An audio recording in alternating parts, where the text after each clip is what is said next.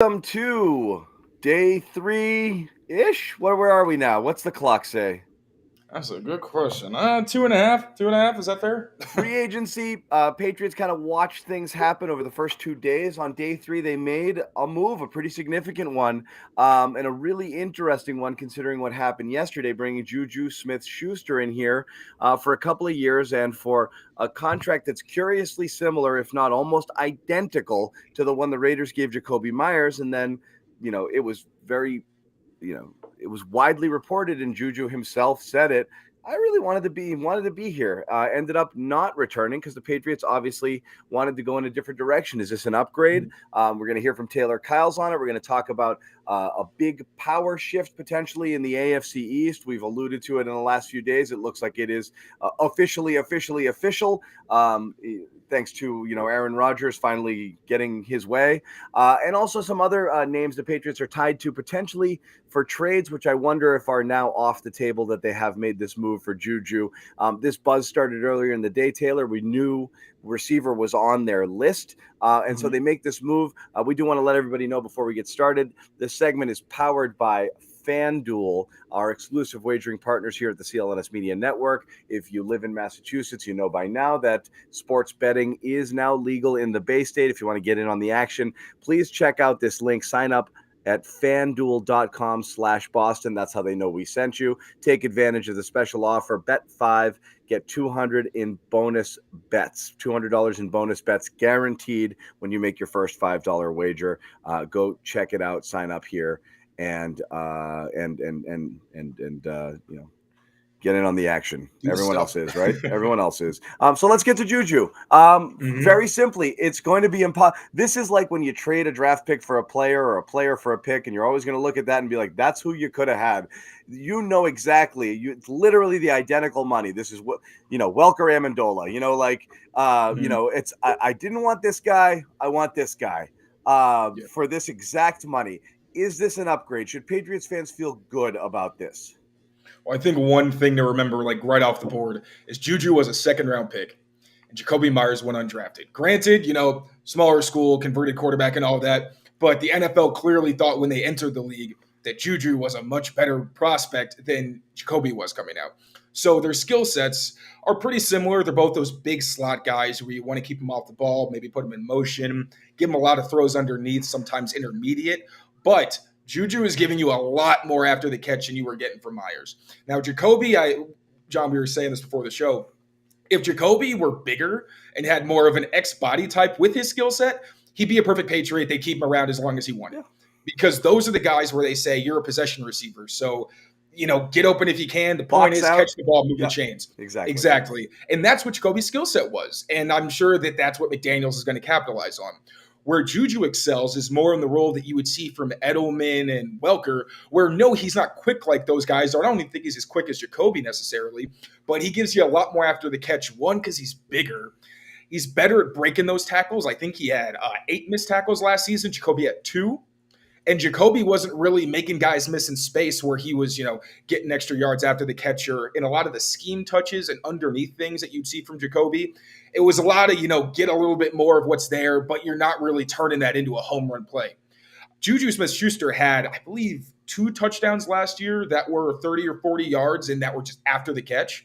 So they're similar in terms of their play styles and how you want to use them, I would say. But Juju gives you more of what you want in the role that he'll occupy, whereas Jacoby was a bit miscast. So how do you see it lining up in terms of when they're taking the field here? Where's he playing, and what is his primary role? Yeah, so I think you're going to see him mostly in the slot, although the Chiefs used him outside a pretty good amount as well. Yeah. So big slot. Yes, sir. Yep, exactly. Okay, so I mean, again, it really comes down to there's going to be 2 conversations. Is this an upgrade over Jacoby? Is this the last move they're going to make at receiver? Because it's going to be difficult to assess, really whether or not they've addressed their need at the position without knowing if this is the only domino to fall. If this is your lineup, and again, there's still the draft, there's still the possibility of trade. How dire do they view it? This is kind of where I'm really interested to see what's the Patriots' mindset. I think they have, and I've said this a few times, Taylor, I think they have missed the boat on the receiver explosion and value in the NFL. Clearly, they got by a different way. They failed to recognize what they needed to do at this position, how important it became. They viewed it as a luxury item. They never spent big on it. They didn't spend a lot of draft capital at the position, and they missed it.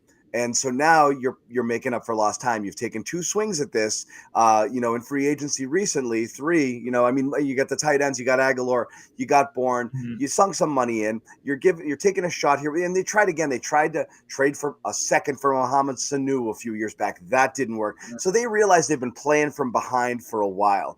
One of the problems I have is sometimes they think one thing kind of solves everything, and then they move on. I don't think they think that anymore. I think with the signing of the 2 receivers a couple of years ago, the drafting of Tyquan Thornton, signing a guy like Juju, I still don't think they're done here. I still think there's another shoe to drop. Do you think that they can get by with what they have, or do they have to keep going at this position in a real way, an early draft pick, a legitimate trade or signing? I think they would be solid still with the Juju. If they just went with Juju. Now, I said yesterday in the article that I posted this morning that I think even with the skill they had before Juju, with Bill O'Brien, with Mac, who's a really good distributor and who will, I promise you, fans, he will be much better under someone like Bill O'Brien who knows how to maximize his strengths. I think they would have been fine. I think Juju immediately gives them more big play ability. Whereas, he's going to have a similar route tree to Jacoby, where a lot of his big plays for Jacoby were coming on those digs and those corners against off coverage with play action. So it's not like he's making a bunch of high level throws in difficult situations. He's more capitalizing on the opportunities he was given. Now, Juju can take that dig that he catches over the middle of the field with no one around him, and instead of getting tackled after 5 yards, he's getting you 20 or 30. Now, that said, I don't think they're done. I think getting a free agent was their best option because this way they don't give up draft capital. They're not paying a whole lot because we already said that Jacoby's contract was very reasonable. Juju's 14 days younger.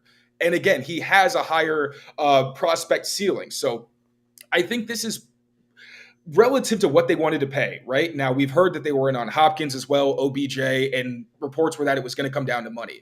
Now, they didn't spend a ton. They got a playmaker. Now, I think you go to the draft when you have a solid group of veterans, and then you get more of a playmaker. Like, I'm convinced that Zay Flowers is going to New England at 14. I'm telling you, I will be shocked if it doesn't happen. But if you get a guy like him who can do everything, where he can be electric short, he can go downfield, make contested catches despite the fact he's a smaller guy, that's when the offense starts getting scary.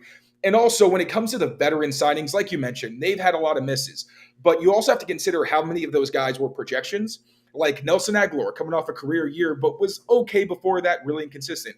Juju Smith had a great year, was inconsistent before that. Mohamed Sanu was up there in age, even though he had a really good track record.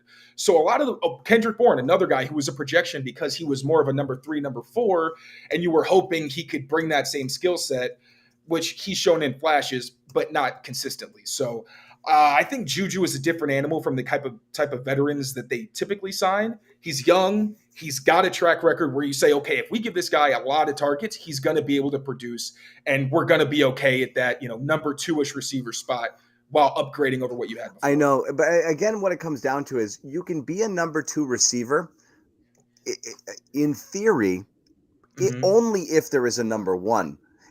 If you are, and I don't think he's going to be their number 1. No, but the problem is, I'm saying you can't have 3 2s. Somebody has to be the 1 to take the heat off the 2, and that's why they don't truly have 2s, because these guys are.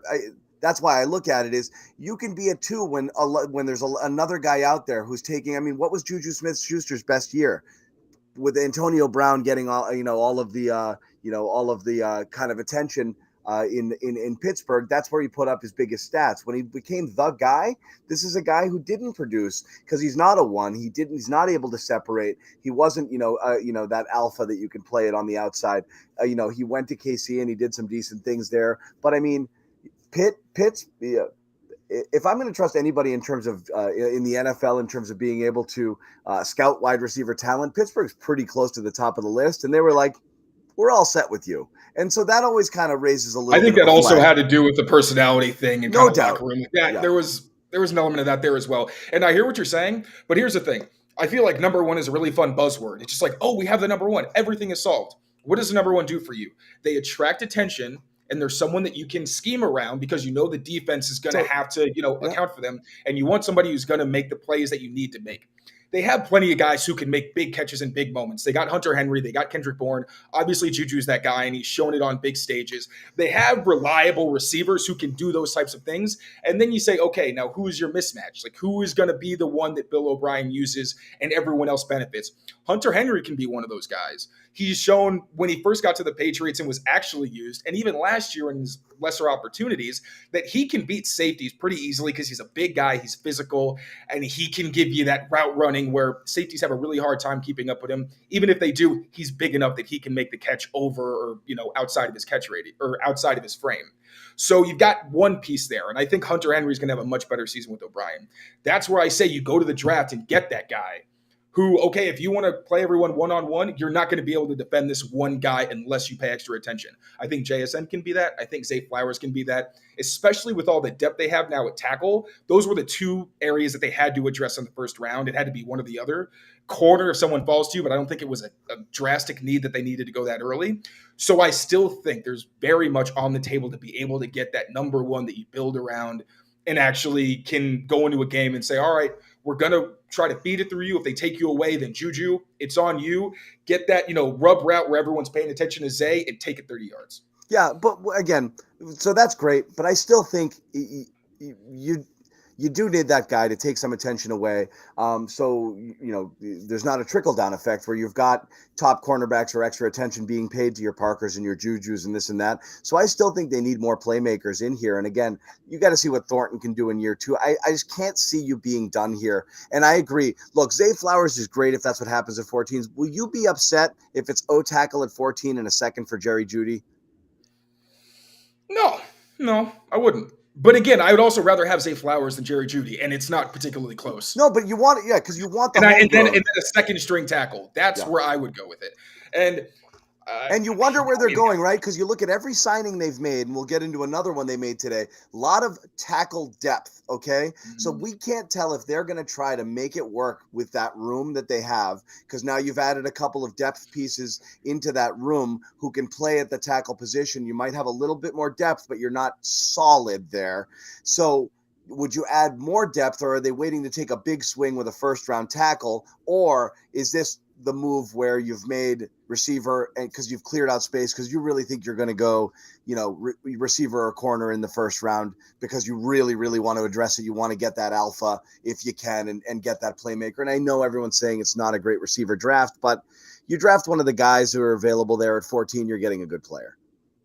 Yeah, I do think after watching Riley Reef, I would prefer to have a younger guy who they're confident in, and then you can maybe cut Reef at the end of camp or preseason or whatever. That's ideal.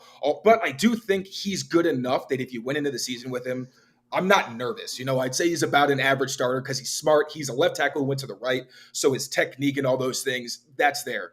I would not want to give up a first or second round pick for almost 30-year-old DeAndre Hopkins or Jerry Jeudy, who's going to ask for big money soon. I just don't see the logic in that when you have one of the few years you're going to have a top 15 pick.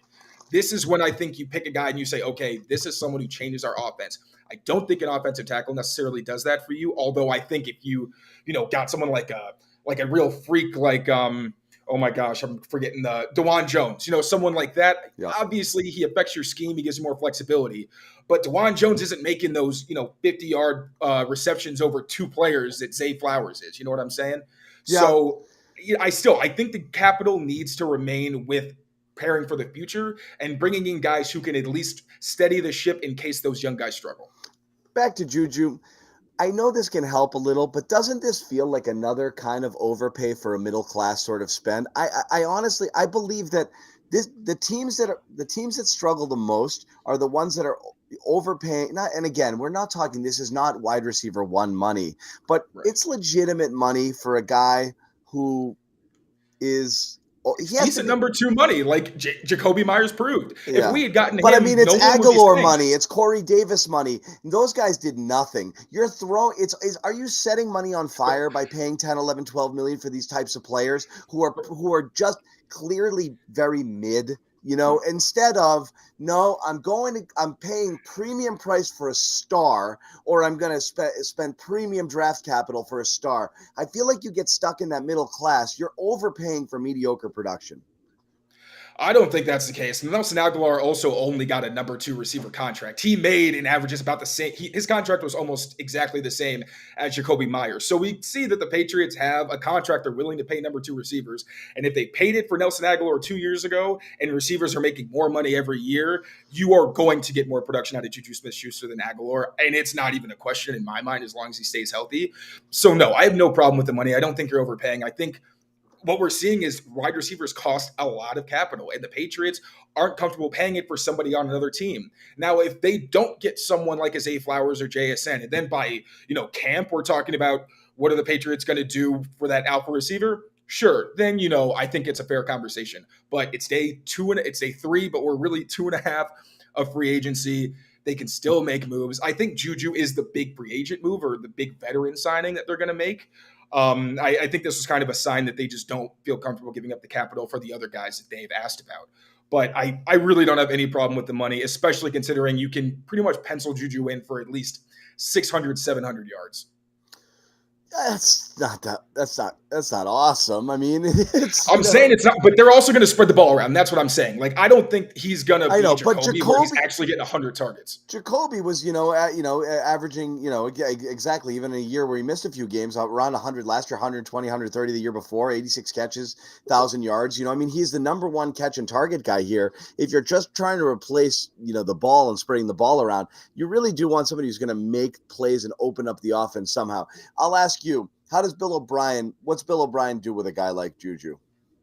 I think he ends up being your Haas guy, where, he doesn't necessarily win with quickness, but it's that open field ability where he'll throw a stiff arm. He'll run through if you're trying to tackle him with one arm or if you're not really bringing it.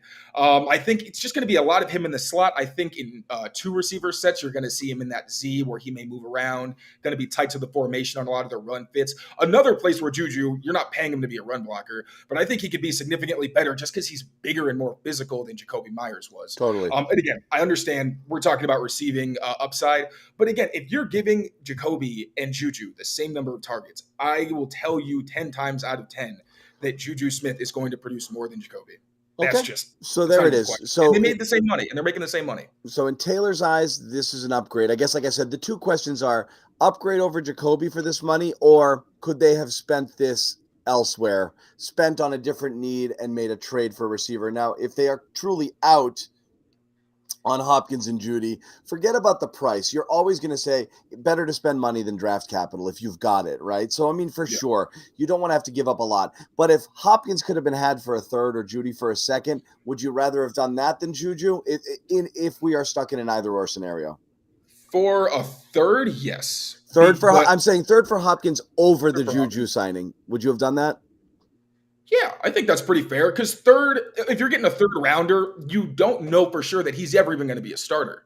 That's someone who you're expecting to develop and maybe become a reliable player, maybe rotational or just like kind of a niche guy in like his 3rd year. And in 3 years, Hopkins, even if he slows down, he's still going to be pretty good. So for 3rd round value, yes. But I highly doubt that that's the value that these teams are telling the Patriots they're willing to accept because they didn't pull the trigger. And, what you're proposing seems pretty logical. And we got a report today that they were the Broncos wanted looking the first round. At least a first, That's ridiculous. But that's absolutely not. So what's funny is I do wonder, that's what everybody says. And then you say that when you'll take a second. But if you're the Patriots and you got to make moves and you don't want the market to completely dry up, that means we're now going to begin this game of cat and mouse in this process where you're going to call and we're going to say, no, we're going to say we need a first. We're going to wait it out and wait 5 days, 8 days, see if we get that first. And if we don't, we might lower our price or we might just keep him. And if you're the Patriots, you don't want to wait it out. I could see Bill getting impatient and just being like, whatever, I'll just do Juju and just call it a day. Fans didn't want to wait a day. You know what I mean? Understandable. Again, I've been there. But even the fan base doesn't want to wait all these days. And there's a sense of urgency. Everyone understands. Well, there was, it's easy to be nervous when you see names flying off the board and, these guys are signing this guy. I wanted him. But at the same time, it's got to fit what they're willing to spend and what they think, what their plan is. We have no idea what the plan is so far. Frankly, I think they're doing very well. throughout this whole free agency process. Yes, they lost Jacoby, but You again, would. they upgraded. So I would. And if You you can give me would. 3 things that they've really done that are bad, and they got John Jones at a hometown discount. When it was reported he could have made more. That's I such an like it. underrated win for them when he's a legit number 2. You So would like it, Taylor. No, I'm just kidding. you know me. You know No, me. that's fine. I'm the optimist. So that's where we are there. We don't really fully know, what's going on if they're still in the market. I would like to see more in the same way that you saw them go tight end and then again tight end and then again receiver, recognizing we need an overhaul. Okay. And I know you wrote this in your article and it was tweeted, but Dan, was it Orlovsky who said it? Yeah, Orlovsky said Dan they were Orlovsky bottom said 5 bottom unit. 5. This is what we said a lot on our shows last year. I think this might be a bottom 5 skill position group, and that's no disrespect to a guy like Ramondre who's really good. There's just a lot of good running backs out there, and I'm not going to say they're all interchangeable, but outside of that, you're looking at a very uninspired group. I couldn't feel any more differently about Hunter Henry than you do, but that's a conversation for a different day. I still think they need just more playmakers, so we'll get there when we get there. And honestly, I want to be proven dead wrong on it, Taylor. So, let's just try to remember that everybody was really excited about year 2 with Mac Jones and his weapons when they were under McDaniels, and now obviously after a year of Matt Patricia's last Bill Belichick just not doing a great job, now it's all doom and gloom. So I get that perspective, but let's remember that people were pretty excited about the pieces they still have on board at that time. So. yeah. Oh, and happy free agency. Officially. We're ding, ding, ding, ding, ding, ding. Free agency. People get cut. Zeke Elliott. There's going to be some things happening. The new league year has begun. Amit, where's my confetti effect? Yeah. No, we're not going to get it. All right, so we're going to talk about it. There's also a massive, massive thing that happened today, which everybody knew was happening. We'll talk about that in just a little bit, and we'll keep talking about what you want to see the Patriots do next. We'll listen to you guys in the chat here and get some of your thoughts, whatever it is that you guys think the Patriots should do next. I am curious there. We do want to tell you once again about our sponsor here, FanDuel, exclusive wagering partner of the CLNS Media Network. And again, listen up, that wait is over. It's America's #1 sports book, and it's live here in Massachusetts. If this is something that you do and you're interested in doing it, you get a great deal. If you sign up through us, you go to that link right there, FanDuel.com/Boston. You place a $5 wager, you get 200 in bonus bucks. Simple as that. Guaranteed. Bet on all your favorite sports, money line, point spreads, whatever have you. I've downloaded the app myself. It's extremely easy to do. It's very user-friendly, very, very, very easy to navigate. So again, don't miss your chance at that $200 in bonus bets, which comes to you win or lose. Again, if you are someone who likes to occasionally play around, place a bet or two, this is the fastest, easiest, safest place you can do it. It's America's #1 sportsbook. Again, FanDuel.com/Boston. Please go through that URL if you do sign up. That way they know we sent you. Want to mention to everybody, you must be, of course, 21 plus in order to do this. You have to be present in Massachusetts, where sports betting is now legal. $10 deposit is what's required to get you started. The bonus that's issued is non-withdrawable bonus bets, which you can wager with, but you cannot withdraw. Expires in 14 days. Restrictions do apply, so see the terms at sportsbook.fanduel.com. Gambling problem, hope and help is here if you need it. gamblinghelplinema.org, gamblinghelplinema.org, or call 800-327-5050 for 24/7 support. So we mentioned here a report here from Albert Breer, just when he was talking about the Juju signing was Patriots obviously had made calls, as was reported earlier today, and are now out on DeAndre Hopkins. So that's not surprising, given again, what it would cost not only to trade for him, but how expensive he is coming here, and if he did take a restructure, someone you have to pay real money for. But the other story that we really wanted to talk about here is, and let me find it. Let me find it here. Aaron Rodgers. Mr. Diva, okay, had the blow up reports all weekend that he was definitely going to the Jets, made a list of demands, and then went on the went on the McAfee show and crapped all over the reporter that said he made demands or had a wish list. The When she Jets never said that he made demands. she did not say demands. She Never said said that. wish list. Exactly. Diana Rossini over at ESPN. That's why it's called a wish list. You wish for it. You don't demand it. Mhm. There's a difference. Okay. Words matter, Aaron. And he, Transparency too, but he knows that, right? yeah. He knows And transparency he had matters. this to me smacked of the Tom Brady retirement when it got leaked. And then he's like, Yeah. that's not true because he wanted to do it on his own terms. Brady earned that right. Rodgers is just being annoying. But that doesn't matter. That's not the story. The story is Aaron Rodgers is now a member of the New York Jets. We discussed yesterday what type of impact that would have. But now that it's official, your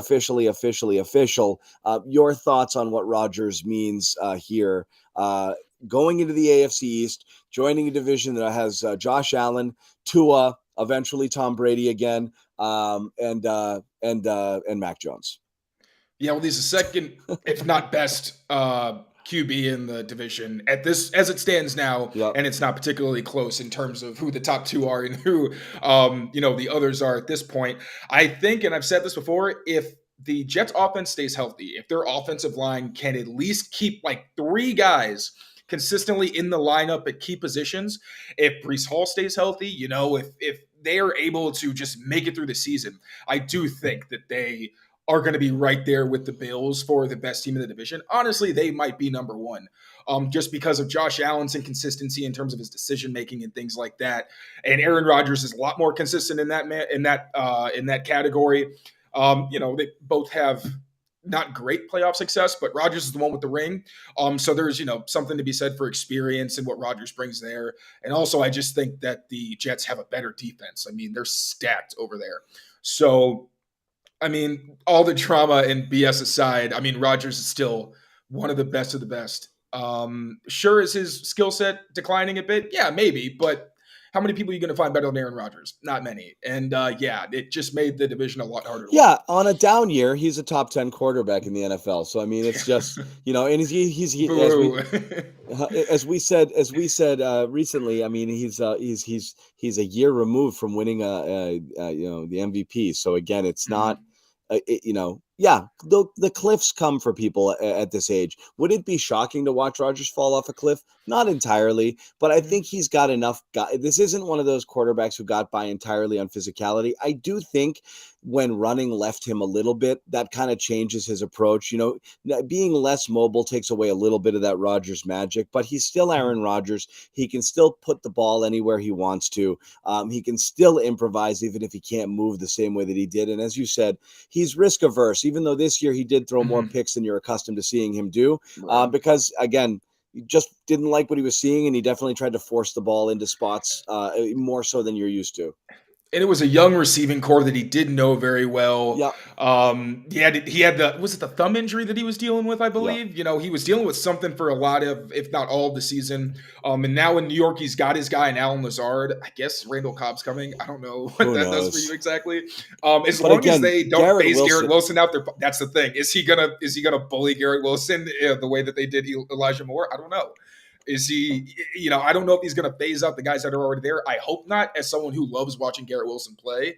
But yeah, that whole thing is going to be interesting, how they deal with the receiver situation. But I mean, I think he'll be all right. And Garrett Wilson is just such a refined player, already looks like a veteran receiver in the way that he separates and how physical he is with the ball. So yeah, I think that should be a solid If situation. Garrett Wilson can do what he did with what he had last year, again, I really, again, Rodgers does not have to be that great to be able to utilize that Yeah. as a legit top flight weapon. He could have a lot of big things coming here. And again, the downside to Rodgers, you got to be inside that circle of trust. And if you do stuff he doesn't like, the same thing with Brady, it can be a very cold, sad, lonely place. But if you're in it, holy crap, can you get some balls come your way?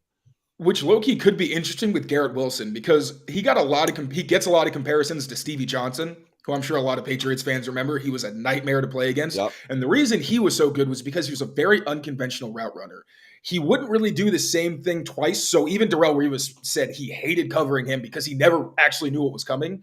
Garrett Wilson has a way of running routes that's very similar, where it almost looks like he's ad-libbing and making stuff up. Although I'm sure he's given a certain level of freedom based on his skill set. So, just wanted to slide that in there. That'll be interesting to see how quickly Rodgers is able to adapt or, get on the same page as Garrett. Yeah. But again, we'll ask the question. There's still a long way to go. I do think if you polled 100 NFL people who were not biased, where do the Patriots finish in this division at this moment in time? People say fourth. Mm-hmm. I don't see how you argue that. I don't. Like the only reason that I kind of question, do the Dolphins deserve to be up there is Tua and their defense, considering how they performed last year. But now they're stacked. They got David Long. They got Jalen Ramsey. The defense is going to be better. And clearly they have the weapons to do pretty well, no matter who's at quarterback, except for Skylar Thompson. So, yeah, I think it's pretty fair to say the Patriots are last. And hey, I mean, there's not a lot of future Hall of Fame quarterbacks or freak athletes like Josh Allen and Aaron Rodgers. There's not a lot of Tyreek Hills in the world. Those are very hard players to acquire. I'm sure the Patriots were doing their best, but even if you look at Judy and Hopkins, they're not guys who are just very easy to get necessarily. They're going to cost, at least Judy was going to cost a lot, and then you got to pay him. So I'm sorry to get back on that train, but yeah, they're fourth. Hard to argue against it, but we'll see what happens when the season actually starts. Yeah. Yeah, no doubt. So again, more to come for sure. We expect more to come with the Patriots here. But it was right now you're talking about like an offseason so far filled with some value adds and some depth guys and scheme fits and positional versatility and all of those buzzwords that everybody throws out when you bring in some guy and the 90% of fans have to be like, who? And then that's kind of where we're at. With he's depth. He's solid. Okay, yeah. Taylor said he's good. Taylor watched a couple clips. I like this guy.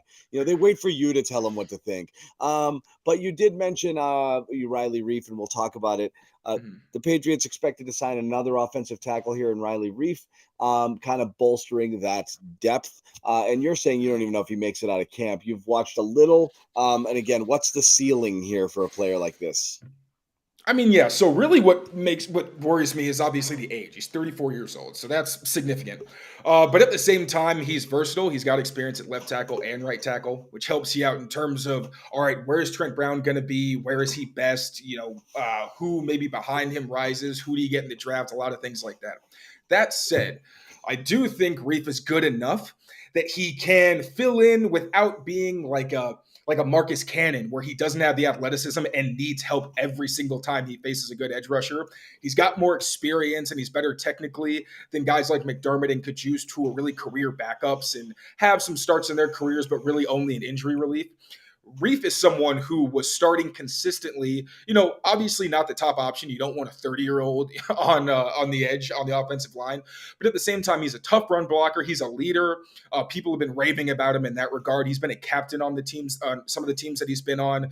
And as a pass blocker, he faced, it was Hassan Reddick. That was the big one that I wanted to watch because that's one of the best rushers in the NFL, had a great season last year.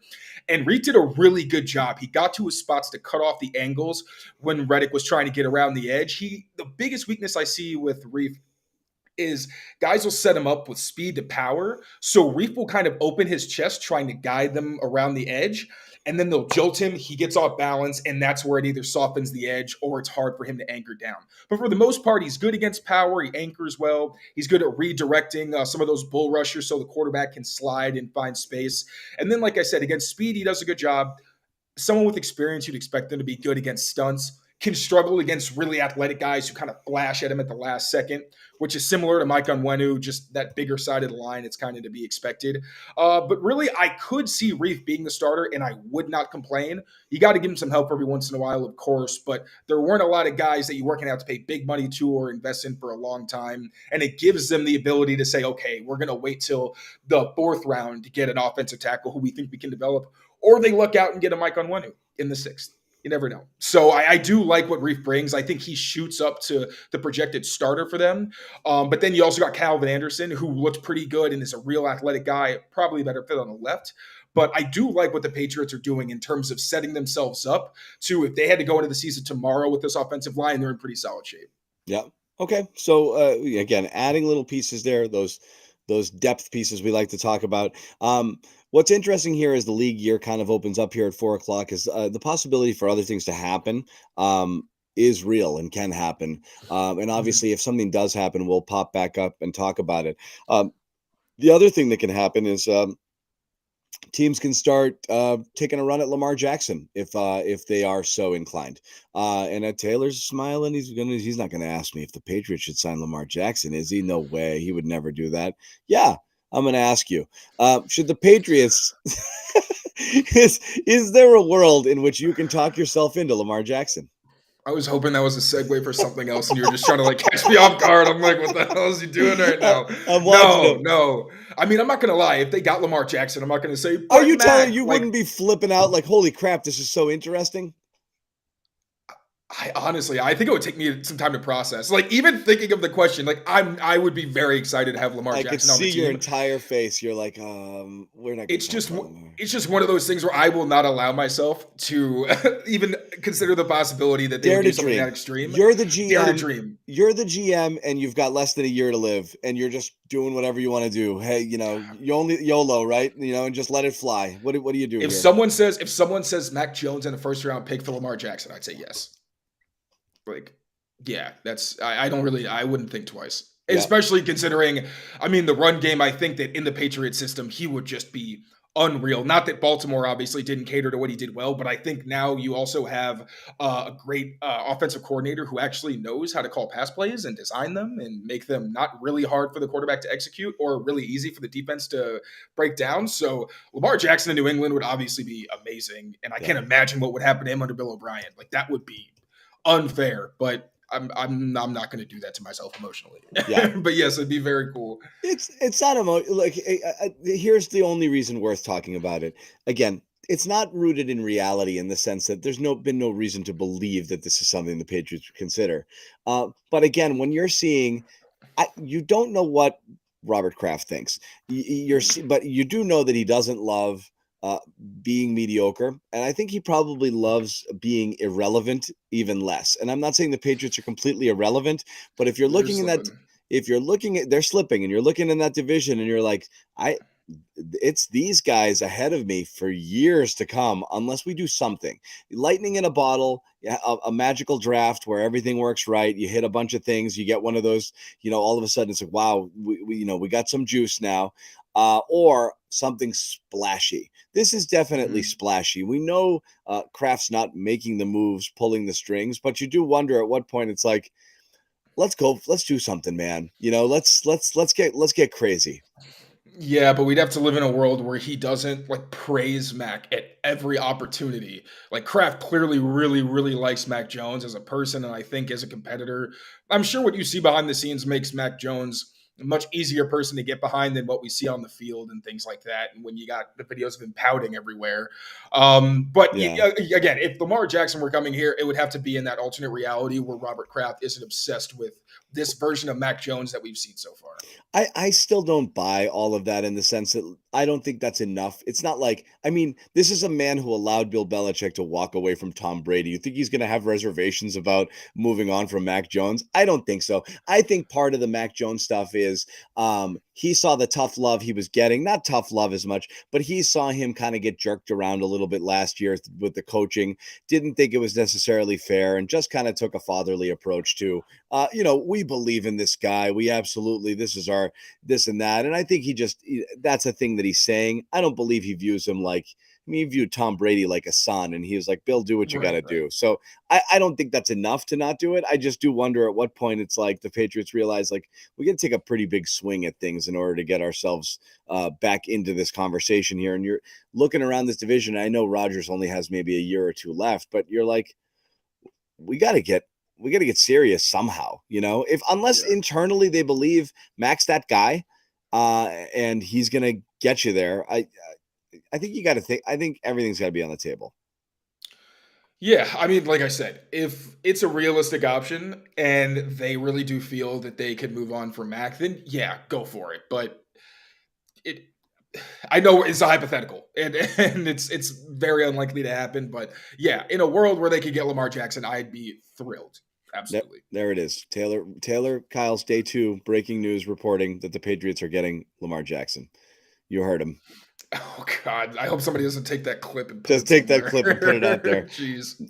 Again, we're talking in fantasy land scenarios, and obviously not anything really rooted in reality.